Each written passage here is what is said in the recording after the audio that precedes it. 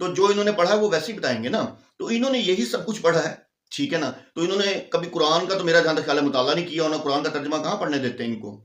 تو اچھا اب آپ دیکھیں کہ حضرت عمر کا دور آیا. حضرت عمر فاروق رضی اللہ عنہ جب بہت زیادہ بیمار پڑ گئے، جب وہ یعنی کہ اور ان کا یعنی کہ ان کو جب وہ حملہ ہوا، اور اس کے بعد ایون کہ یہاں تک ہوا کہ وہ جب کچھ پیتے تھے یا کھاتے تھے تو وہ ان کے جو انتڑیوں والی جگہ تھی ادھر سے وہ باہر آنا شروع ہو جاتا تھا، اتنا یعنی کہ وہ شدید بیمار تھے. تو انہوں نے یعنی کہ حضرت عائشہ رضی اللہ تعالیٰ عنہ کو یعنی کہ میسیج پہنچوایا کہ اس سے پہلے وہ خلافت سے دستبردار ہو گئے تھے. 6 رکنی کمیٹی بنا دی تھی جس میں حضرت علی بھی تھے اور بھی صحابہ موجود تھے.